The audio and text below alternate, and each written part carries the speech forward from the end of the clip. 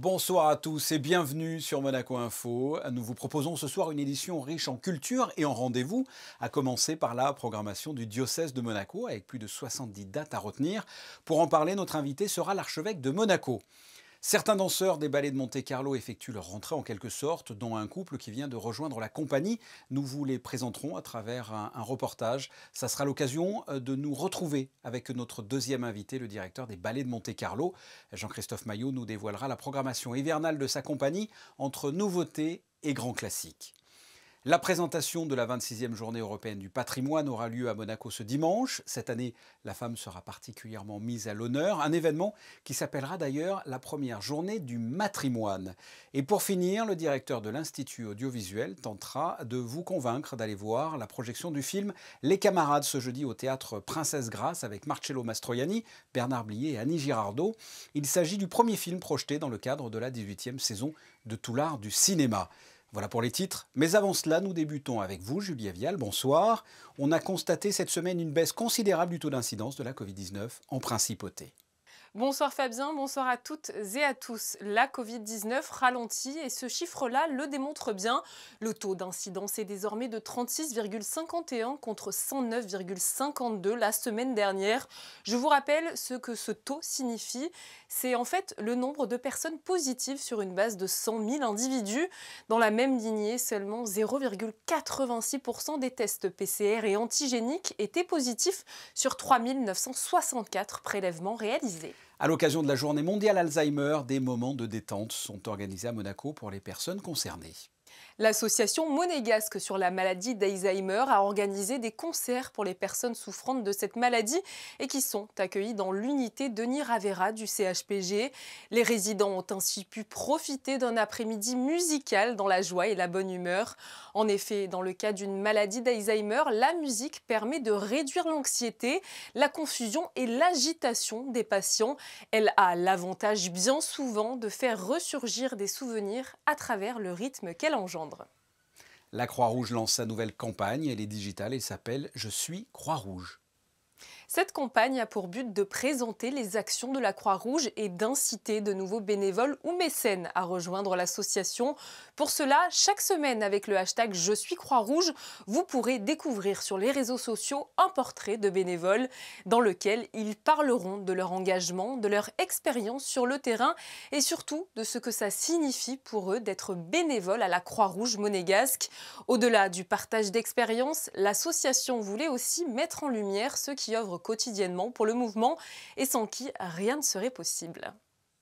Merci Julien, on vous retrouve dans quelques instants. Le temps de recevoir notre premier invité, Monseigneur David, bonsoir. Bonsoir. Nous allons parler de la programmation du diocèse chargé cette année, mais avant cela, j'aimerais que l'on revienne sur la visite du secrétaire d'État du Vatican, le cardinal Parolin, en juillet dernier. C'était une visite importante pour le diocèse, j'imagine. Qu'est-ce que ça a apporté à la principauté ? Alors écoutez, oui, comme vous le dites, c'était une visite importante, un peu inédite, parce que c'était la première visite d'un cardinal secrétaire d'État du Vatican en principauté de Monaco. Alors l'événement, nous le connaissons, c'était le 40e anniversaire de la dernière convention qui lie le Saint-Siège à la principauté. Alors effectivement, au-delà de cette visite inédite et tout à fait exceptionnelle, c'était l'occasion pour nous de renforcer les liens qui unissent non seulement l'Église de Monaco, mais l'État de Monaco dans la spécificité qui est la sienne au Saint-Siège. Alors dans cet environnement, nous étions heureux de rencontrer le cardinal secrétaire d'État. C'était une visite officielle. Il y a donc une rencontre avec le prince, une audience avec le prince, avec le ministre d'État, une rencontre aussi avec les chrétiens du diocèse qui nous ont aidés à mieux mesurer ce qu'était notre identité et à la comprendre non seulement comme une fierté, comme un attachement, comme un élément constitutif de ce que nous sommes, mais aussi comme une mission et une responsabilité, en particulier pour l'Église de Monaco et les chrétiens qui la constituent. Autre actualité importante vous concernant, vous revenez du Vatican, c'était la semaine dernière. Qu'est-ce qui est sorti de votre entretien avec le pape ? c'est d'abord un temps de pèlerinage, les visites ad limina apostolorum que les évêques doivent effectuer au minimum tous les 5 ans. Et là, ça faisait déjà un peu plus longtemps. Les dernières dataient de 2012. Un temps de prière, de rencontre fraternelle avec les évêques, d'échange avec les collaborateurs du Saint-Père dans ce qu'on appelle les différents dicastères qui constituent le gouvernement, entre guillemets, du Saint-Père dans tous les domaines. Et puis, bien sûr, comme vous le rappeliez, ce couronnement de la semaine à Rome avec le Saint-Père qui nous a accordé plus de 2 heures d'entretien, presque à bâton rompu, sans texte prédéfini, dans un climat très fraternel, très, très amical.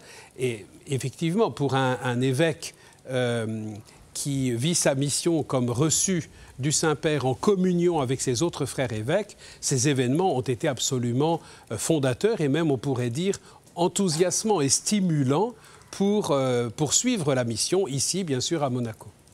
On parle à présent de la programmation de cette saison. Si on devait la résumer, elle est riche, variée, avec une grande ouverture, c'est bien ça ? Le lancement de cette année, de cette nouvelle année pastorale pour le diocèse de Monaco, commencera par une conférence d'un père dominicain, le père Serge Thomas Bonino, qui s'interrogera avec nous sur la question suivante: est-il raisonnable de croire ? Et cette question de l'articulation entre la foi et l'intelligence, entre la foi et la culture, entre la foi et les questions d'aujourd'hui, guide les choix qui sont faits tant dans le domaine de la culture que de la formation, que même des différentes propositions que nos paroisses et nos communautés chrétiennes auront la joie de présenter et de proposer tout au long de cette année.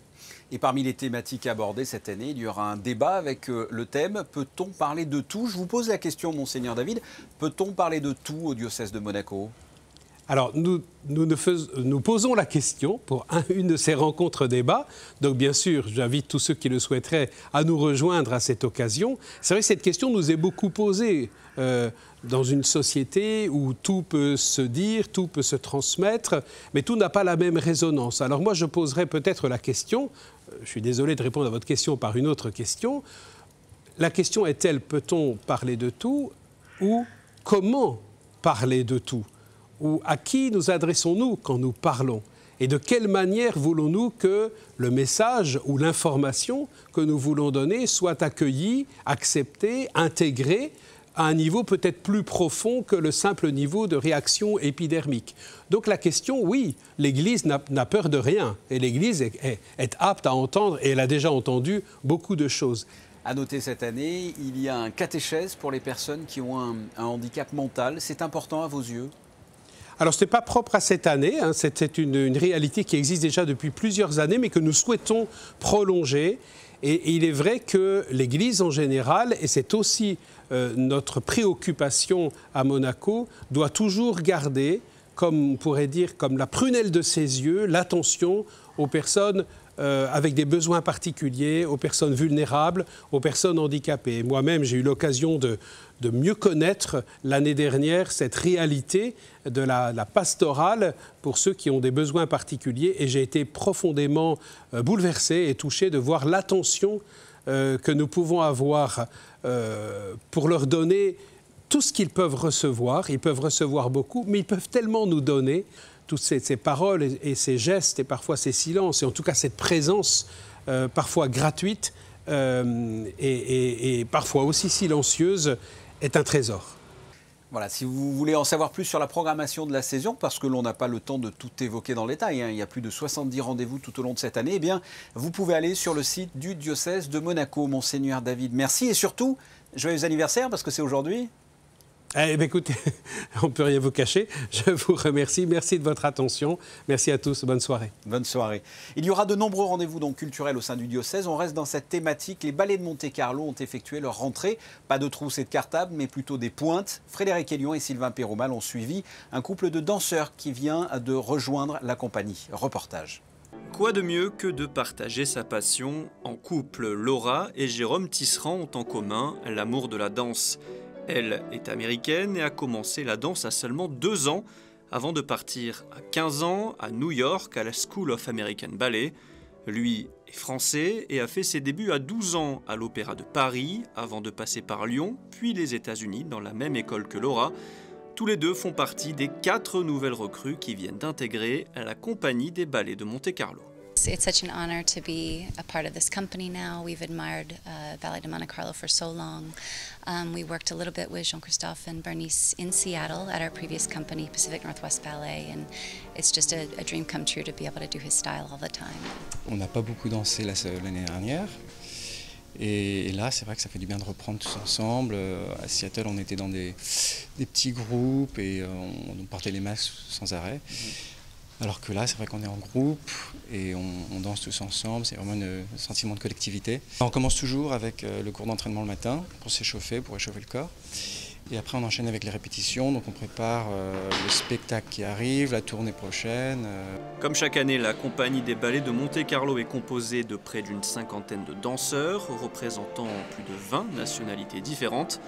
Laura et Jérôme ont de nouveaux rôles à apprendre, car ils viennent de rejoindre la compagnie.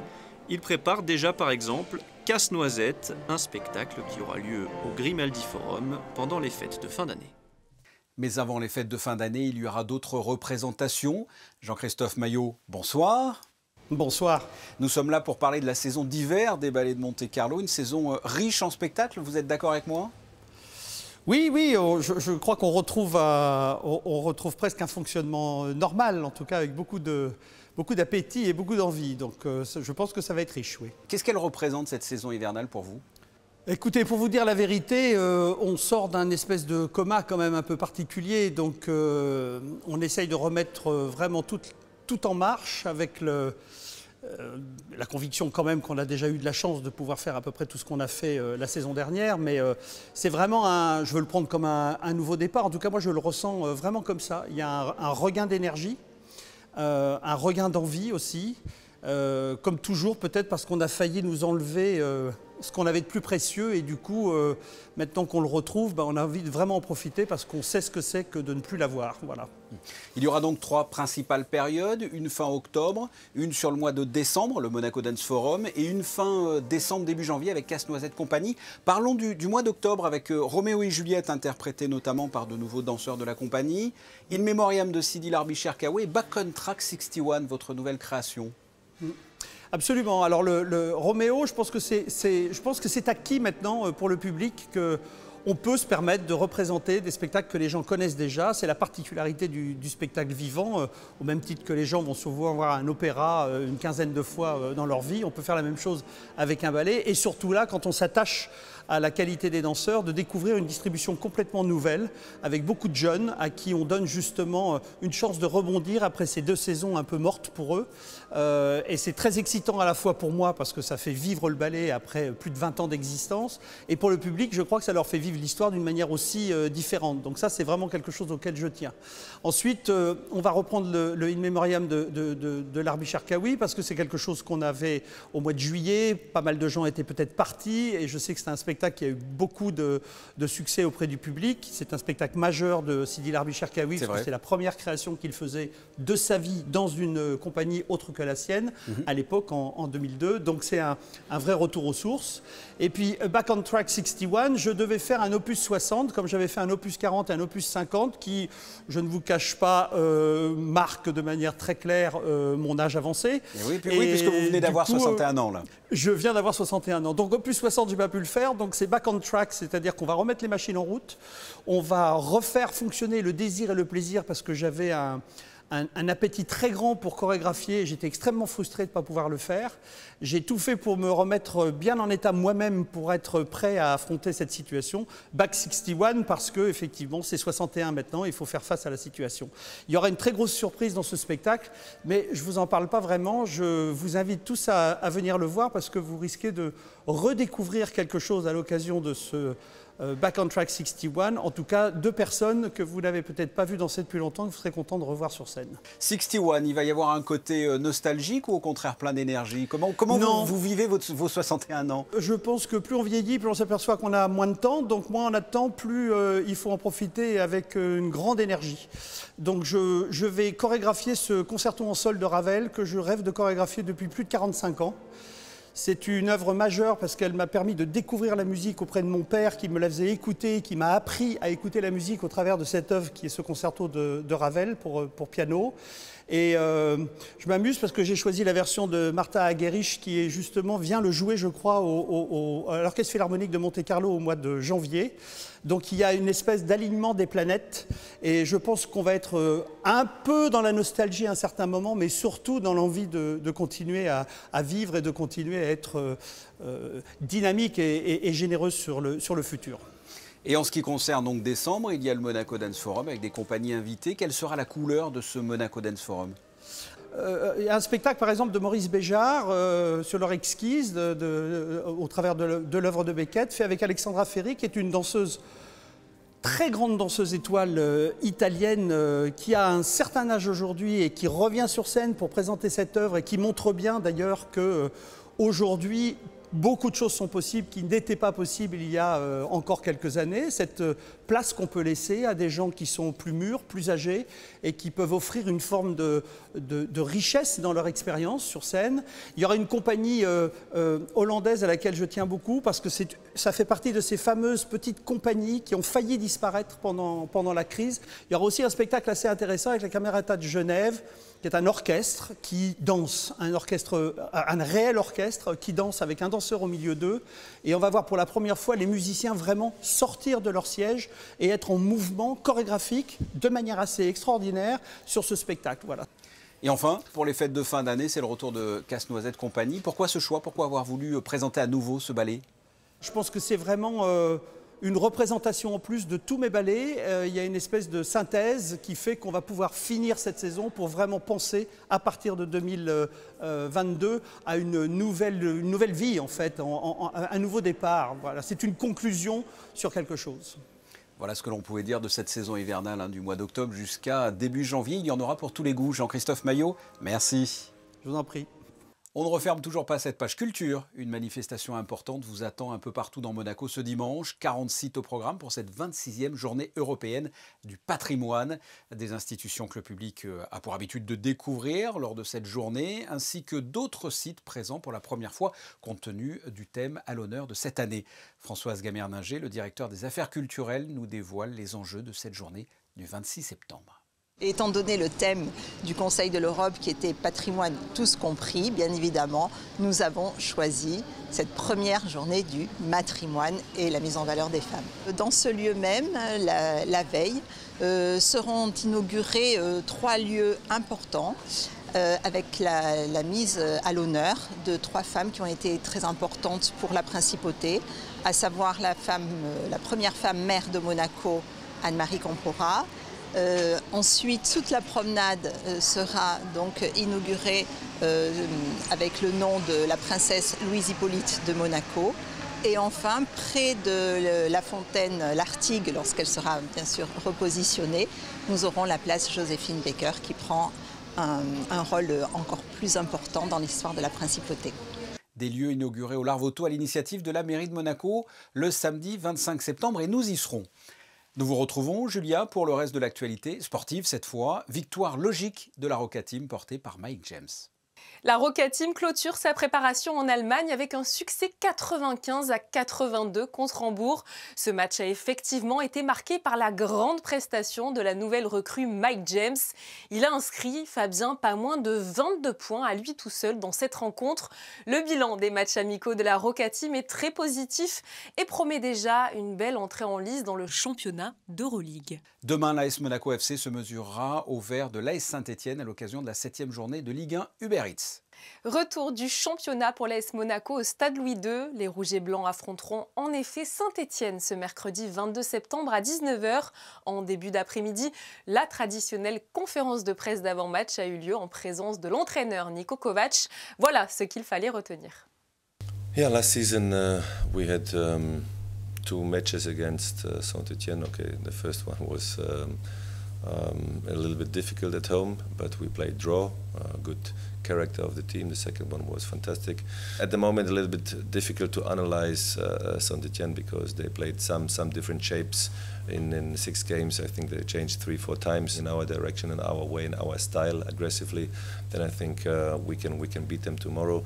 So if not, then every game in Ligue 1 is difficult, and everybody tries to win the points. And also I expect tomorrow Saint-Etienne very tough, very organized, very strong, and defending very well. Attention, je vous rappelle que pour ce match contre la SSE, vous pourrez accéder au Stade Louis II que sur présentation d'un pass sanitaire européen valide ainsi que d'une pièce d'identité. En raison des contrôles liés à la situation sanitaire, nous vous conseillons également de venir bien en avance au stade afin de ne pas louper le début de la rencontre. Lundi avait lieu le tout premier Monaco Smart and Sustainable Marina. Ce rendez-vous a pour vocation de mettre en relation tous les acteurs de l'écosystème des marinas. Les mettre en relation, c'est vrai, mais surtout mettre l'innovation au service du développement des ports de plaisance pour les rendre, Fabien, plus éco-responsables. 55 startups se sont ainsi présentées au Yacht Club de Monaco à l'occasion d'un grand oral leur permettant d'exposer leurs idées novatrices.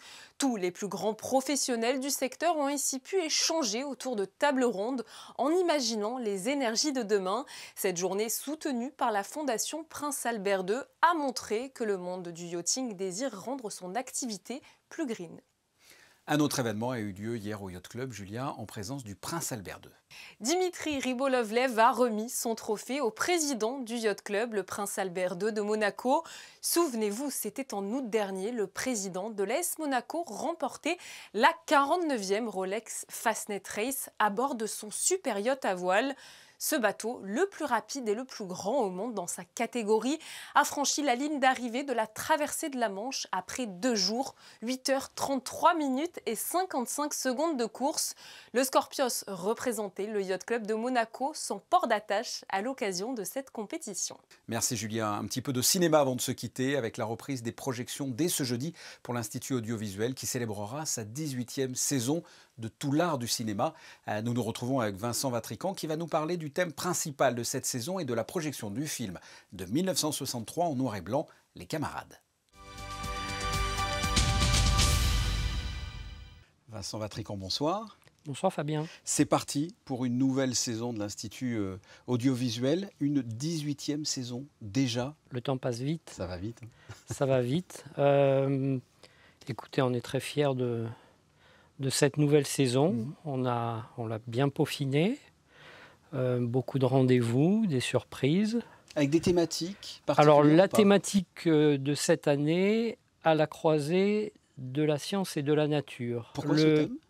Alors l'optique, puisque 2022 c'est l'année de commémoration de la disparition du prince Albert Ier, j'ai eu l'ambition d'essayer de proposer une programmation qui soit en résonance avec la vie et l'œuvre du prince Albert Ier.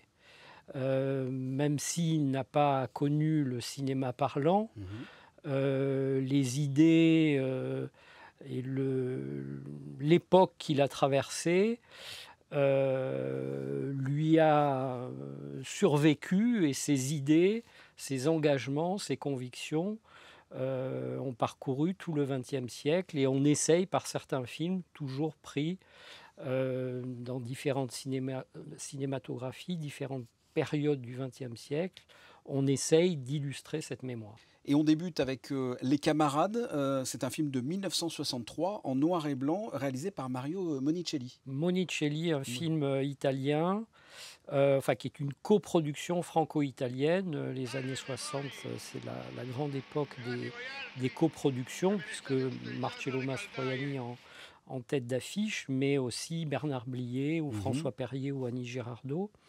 Alors c'est un film assez rare, déjà rare par le sujet, puisque c'est un film qui traite de la première grande grève en Italie, dans une usine textile à Turin. Effectivement, le XXe siècle, c'est aussi l'époque des grands mouvements sociaux. C'est militantiste? Pas du tout.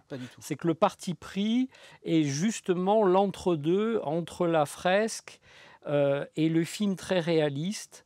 Et c'est un film qui n'est pas trop ambitieux par rapport à ce poids écrasant du sujet, et on est plutôt dans la notation très précise, très juste, et c'est ce qui me plaît dans le film. C'est pas un film exagéré, on est dans la peinture sociale, et c'est extrêmement réussi. C'est une photo de l'époque. C'est une photo, et quand même avec des accents décalés, des réflexions humoristiques, mais qui servent vraiment le propos.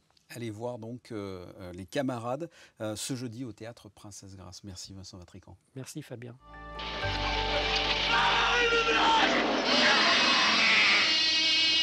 Sì, insomma, devi guardare l'orario perché 14 ore sono troppo. Caro te, le disgrazie sono disgrazie. Amici, facciamo lo sciopero! E bastardo chi si tira indietro! Intanto che i vostri padroni si renderanno conto di avere a che fare con degli uomini!